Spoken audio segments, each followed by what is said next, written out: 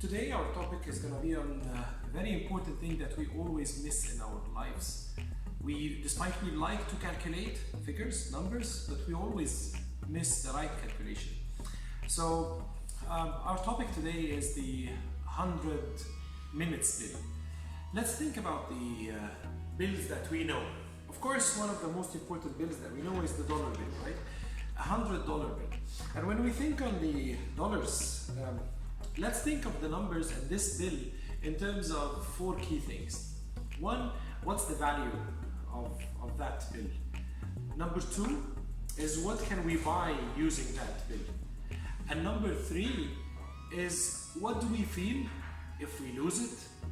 And number four is how do we store it and how do we keep it? So let's change a little bit our perception. I have created a conceptual bill of 100 minutes bill, yeah? How many of that do we have in our lives versus the dollars? Let's think of the values, yeah? Let's think of the value. What's the value of a $100 bill? Yeah, which you cannot print, by the way. So I tried to print one, but you cannot print it on your printer. So what's the value of a $100 bill? And what's the value of a 100 minutes bill? Which one buys which? Does dollar buy you time or time buys you dollars? Which one leads to the other? Yeah. I think the answer in your mind now is clear, right? It's always time that buys money, right? So let's think of how, number one, the first point, the value. How much do we value this dollar bill and how much do we value the 100 minutes bill, right? Then the second point is what can we buy? We can buy a lot of things with that dollar, right? We can buy food, we can buy clothes, we can buy a lot of things. With a $100 bill, you can do a lot of things.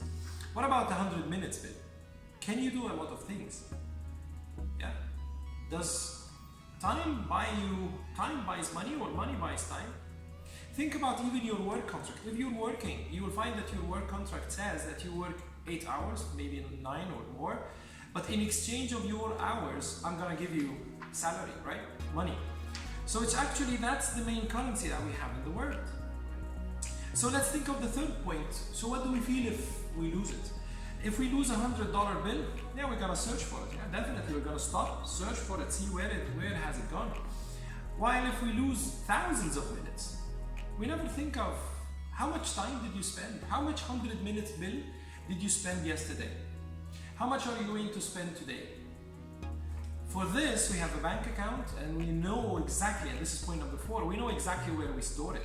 And we know probably for the next 1 year, if you're a very good planner, you would know what kind of expenditure, how are you going to spend your dollar, right? But do we have a plan on how do we spend the 100 minutes bill? And that's possibly my message today is we really need to start thinking of the main currency in the world and how we actually use our currency and our biggest assets in the world, because frankly that $100 bill means nothing. The whole exchange and the whole trading in the world is the 100 minutes bill.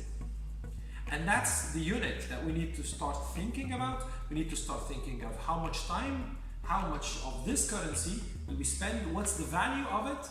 We never know how much we have. Nobody knows exactly how many 100 minutes they have in their life, right? But you would possibly plan for how many $100, but can you plan for the 100 minutes? No. So if it's a scarce resource, if it's something that is rare, it's very important for us to start planning for it. Let's really understand those 4 points. Again, let's really understand the value of that currency, and let's really understand what it can buy. It can buy anything in our world, and this is exactly where the key trading is. And number 3, let's really feel bad if we lose it, because that's something that we will never be able to come back and retrieve again. And number 4, storing it. Really, let's start have a plan for everything that we do in our lives, everything that we do every day. Use wisely your 100 minutes bill. Thank you.